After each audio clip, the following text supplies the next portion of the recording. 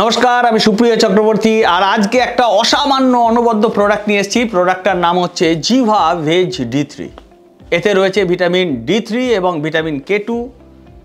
কেন, কী জন্য, সেটা আরও বিস্তারিতভাবে আমরা আলোচনা করব। এটা 50 ml ড্রপসের একটা বটল। এটা 100% ভেগান, এতে কোনো সুগার নেই, এতে কোনো সোয়া নেই এবং এটা গ্লুটেন ফ্রি, এবং সেটা প্রোডাক্টের গায়ে পরিষ্কার করে লেখা রয়েছে। চলুন এই বিষয়ে আমরা আরও বিস্তারিত আলোচনা করি, কিন্তু সবার আগে আমরা যেটা জানবো সেটা হচ্ছে ভারতবর্ষের ক্ষেত্রে ভিটামিন D3 এর যে অভাব সেটা কতটা, সেটা আমরা একটু বুঝে নেব। একটা সূত্রের মতে 70 to 90% মানুষ যারা ভারতে থাকেন তারা ভিটামিন D3 ডেফিসিয়েন্ট। সেটা যে কোনো বয়সের হতে পারে, যে কোনো লিঙ্গের হতে পারে, ভারতবর্ষে যে কোনো জায়গার হতে পারে। সেখানে যত উষ্ণতা, যত রৌদ্র থাকুক না কেন, সেখানের মানুষও কিন্তু ভিটামিন D3 ডেফিসিয়েন্ট। যদি আমরা ক্রনিক রোগের কথা বলি, আমাদের দেশে যারা বিভিন্ন রোগে ভোগেন, ক্রনিক রোগে, দেখা গেছে তাদের একটা বড় অংশ, বিশাল বড় অংশ, তারা ভিটামিন D3-র অভাবেও ভোগেন। এই ধরে নিন না, টাইপ 2 ডায়াবেটিস। যারা টাইপ 2 ডায়াবেটিস রোগে ভুগছেন তাদের 84.2% লোক তারা ভিটামিন D ডেফিসিয়েন্ট। যাদের হাইপার টেনশন রয়েছে, অর্থাৎ হাই ব্লাড প্রেশার রয়েছে, তাদের 82.6% মানুষ তারা ভিটামিন D3 ডেফিসিয়েন্ট। যাদের থাইরয়েডের সমস্যা রয়েছে তারা 76% লোক তারা ভিটামিন D3 ডেফিসিয়েন্ট। যাদের ওবেসিটি রয়েছে, যাদের স্থূলতা রয়েছে, তাদের 82% মানুষ ভিটামিন D3 ডেফিসিয়েন্ট। মানে বুঝতে পারছেন যে কতটা খারাপ অবস্থা, ভিটামিন D3 তাদের এতটা অভাব। অর্থাৎ এর থেকে আমরা পরিষ্কার বুঝতে পারছি যে ক্রনিক রোগের সাথে কোথাও না কোথাও ভিটামিন D3-র অভাবের একটা সম্পর্ক আছে। যদি আমরা আমাদের দেশের যারা ইয়ং অ্যাডাল্টস রয়েছেন, অর্থাৎ যাদের বয়স 25-এর নিচে কিন্তু যারা আর মাইনর নন, তাদের কথা বলি, তাদের 84% তারা ভিটামিন D3 ডেফিসিয়েন্ট। এতটা খারাপ অবস্থার মধ্যে আমরা রয়েছি। এখন ভিটামিন D3-র যে অভাব সেটা কতটা মারাত্মক হতে পারে সেটা আমি আপনাদের সামনে একটু বলতে চাইছি। প্রথম যেটা বলবো সেটা হচ্ছে ভিটামিন D3 এমন কিছু যেটা আমাদের দৈনন্দিন প্রাত্যহিক জীবনের যে শারীরবৃত্তীয় কার্যকলাপগুলো হয়, অর্থাৎ শরীরের ভেতরে যে বিভিন্ন ঘটনাগুলো ঘটতে থাকে, শরীর তার নিজের প্রয়োজনে যে সমস্ত ঘটনাগুলো ঘটান, তার জন্য ভিটামিন D3 প্রয়োজন। যদি আমাদের শরীরে ভিটামিন D3-র অভাব হয় তাহলে আমাদের ইমিউনিটি ভীষণ রকমভাবে দুর্বল হয়ে পড়বে এবং আমরা বিভিন্ন রকম ইনফেকশন তার দ্বারা প্রভাবিত হব। আমাদের অটো ইমিউন ডিজিজ হতে পারে, আমাদের হাড় সেখানে মিনারেলাইজেশন ঠিক মতো হবে না, ফলে আমাদের ফ্র্যাকচার হতে পারে, রিকেট রোগ হতে পারে, অস্টিওপোরোসিস হতে পারে, আমাদের কার্ডিওভাস্কুলার বিভিন্ন রকম সমস্যা হতে পারে, এর ফলে আমাদের হাইপার টেনশনও হতে পারে, আমাদের মানসিক স্বাস্থ্য, মেন্টাল হেলথ, সেটাও কিন্তু ব্যাহত হতে পারে, আমাদের ডিপ্রেশন হতে পারে, আমাদের কগনিশনের সমস্যা হতে পারে, আমাদের ফ্যাটিগ লাগতে পারে, সারাদিন আমরা ক্লান্তি অনুভব করতে পারি। প্রেগনেন্সিতেও কিন্তু কমপ্লিকেশনস আসতে পারে যদি ভিটামিন D3-র অভাব থাকে। শিশুর ওজন ঠিকমতো হবে না, বা গর্ভাবস্থায় মায়ের শরীরের ভিতর যে আরেকটা শরীর বেড়ে উঠছে, তার যে স্কেলিটাল সিস্টেম, তার যে বোন ডেভেলপমেন্ট যেভাবে হওয়ার দরকার সেটা ঠিকমতো হবে না, সেটা ব্যাহত হবে যদি মায়ের শরীরে ভিটামিন D3-র অভাব হয়। সুতরাং বুঝতেই পাচ্ছেন ভিটামিন D3 কতটা গুরুত্বপূর্ণ। ভিটামিন D3 অভাবে শিশুর বুদ্ধি ব্যাহত হবে। একটা সন্তান জন্মানোর জন্য বাবার শরীরে স্পার্ম কাউন্ট যতটা থাকার দরকার সেটা ঠিকমতো থাকবে না যদি ভিটামিন D3-র অভাব হয়, আর মাও ঠিকমতো সন্তান ধারণ করতে পারবেন না যদি তার শরীরে ভিটামিন D3-র অভাব হয়। জন্মের শুরু থেকে শেষ পর্যন্ত ভিটামিন D3 আমাদের জন্য এতটাই দরকার।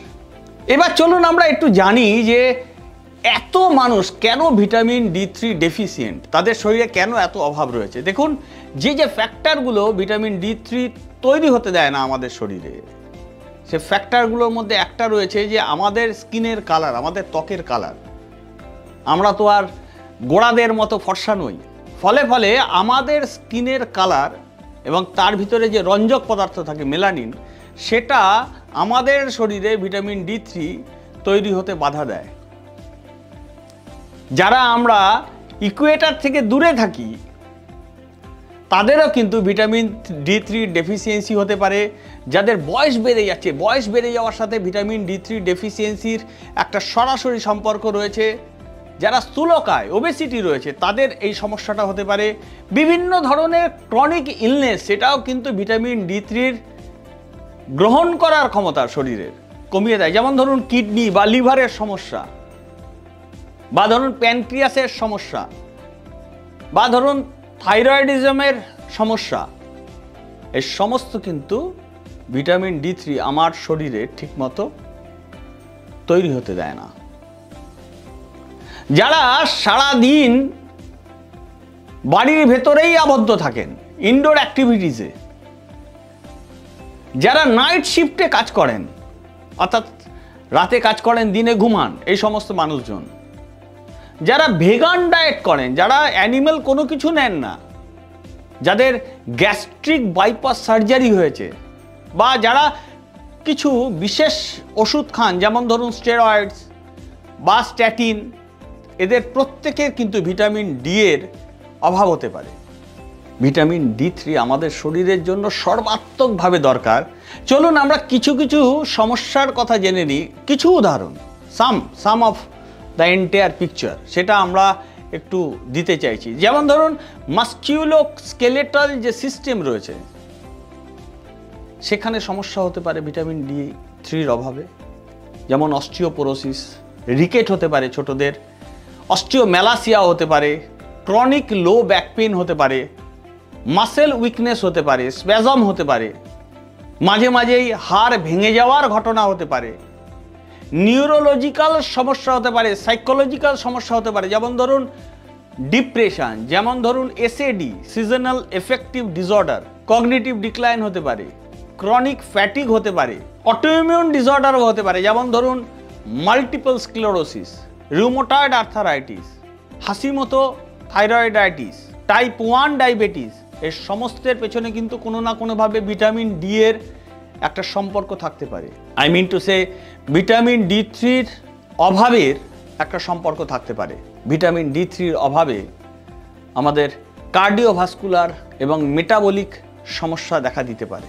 যেমন ধরুন হাইপারটেনশন বা হাই ব্লাড প্রেশার, এথেরোস্ক্লেরোসিস, আমাদের আর্টারির মধ্যে প্লাক জমে যাওয়া, heart disease, type 2 diabetes, metabolic syndrome, এই সমস্ত কিন্তু আমরা দেখতে পেতে পারি যদি আমাদের শরীরে ভিটামিন D3 ঠিকমতো প্রডিউস না হয়, বা আমরা আমাদের শরীরে ঠিকমতো ভিটামিন D3 না দিয়ে থাকি। ইনফেকশাস ডিজিজ হতে পারে, এই যেমন ধরুন কোভিড ইত্যাদি।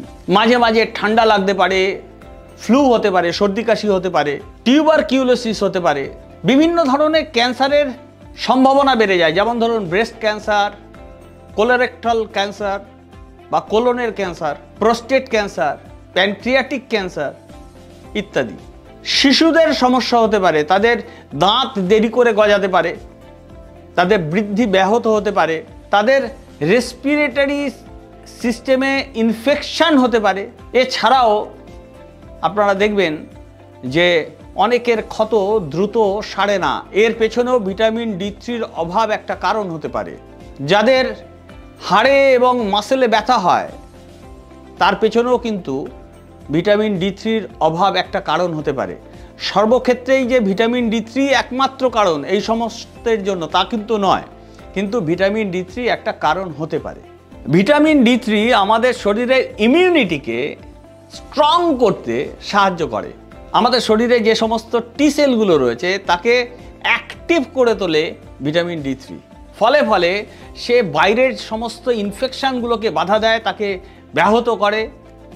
অটোইমিউন যে ডিজিজগুলো হয় সেটাও হতে দেয় না, আর ব্যথা কমায়, ইনফ্লামেশন কমায় আমাদের শরীরে বিভিন্ন রকমের, যেমন ধরুন আমার শরীরে পেছন দিকে ব্যথা হচ্ছে, লোয়ার ব্যাক পেন হচ্ছে, বা পিছন দিকে ব্যথা হচ্ছে, জয়েন্টে ব্যথা হচ্ছে, মাসেলে ব্যথা হচ্ছে, এগুলো কারণ কিন্তু হতে পারে ভিটামিন D3-র অভাব।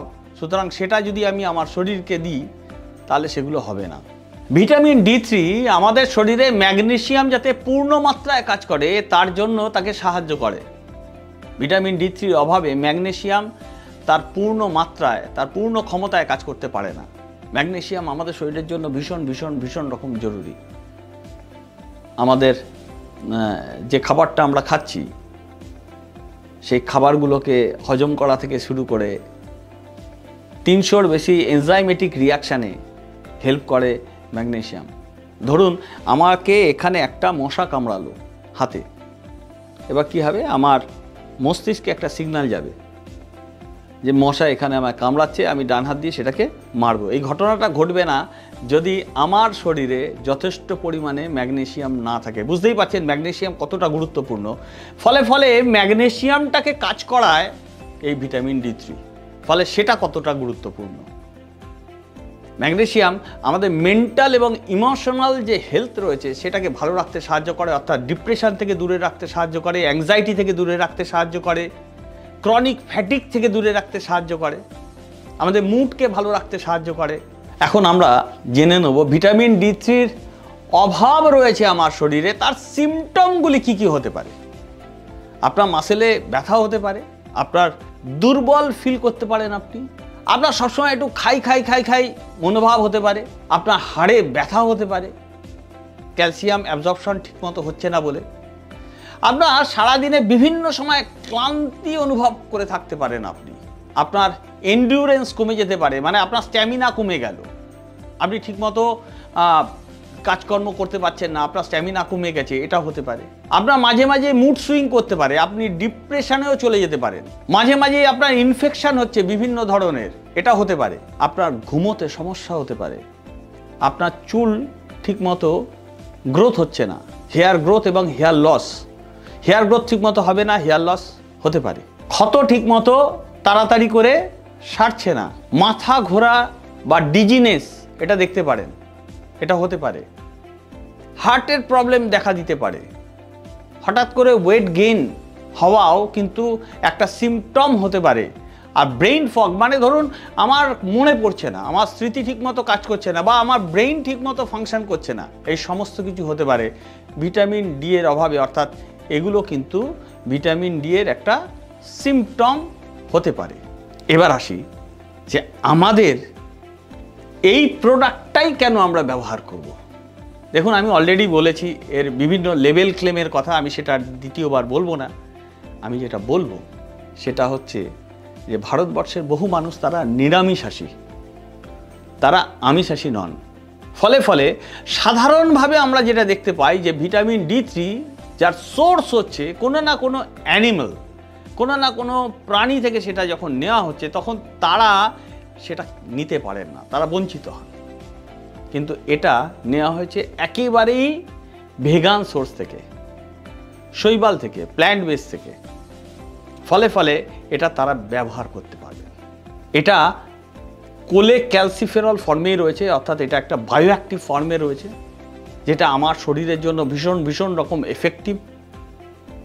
এটা নন GMO, এটা প্ল্যান্ট বেসড। সাধারণ যে সমস্ত অল্টারনেটিভ ভিটামিন D3 আমরা দেখি তার তুলনায়, এবং সবথেকে বড় কথা এর ভিতরে K2 রয়েছে এবং তার সবথেকে এফেক্টিভ ফর্মে, সেটা নিয়ে আমরা আলোচনা করছি। কেন K2 সমৃদ্ধ ভিটামিন D3 আপনার দরকার সেটা আমরা পরে আলোচনা করছি। এখন যেটা বলবো, জিভা ভেজ D3 এটা একটা সুপিরিয়র চয়েস তাদের জন্য যারা ভেজিটেরিয়ানস, এবং এটা D3 এবং K2-র একটা কম্বিনেশন, দুর্ধর্ষ কম্বিনেশন, যেটা আপনার শরীরে ম্যাক্সিমাম অ্যাবজর্বড হয়। আর এর সাথেও এতে দেওয়া রয়েছে medium chain triglycerides coconut oil, যেটা একটা দুর্ধর্ষ ক্যারিয়ার হিসাবে কাজ করে, এবং ফলে সেটা আমার শরীরে সবথেকে ভালোভাবে গৃহীত হয়। এর বায়ো অ্যাভেলেবিলিটি অনেক বেশি এবং এর সরাসরি আপনার ব্লাড স্ট্রিমে চলে যায়। আর এই যে যাকে বললাম মিডিয়াম চেন ট্রাইগ্লিসারাইডস, এরও নিজস্ব কিছু গুণ আছে। এটা আপনার ব্রেন ফাংশনকে ভালো রাখতে সাহায্য করে, আপনার ফ্যাট লস করাতেও সাহায্য করে ইনডাইরেক্টলি। সো এগুলো প্রত্যেক কটাই কিন্তু আপনার শরীরের জন্য প্রয়োজন।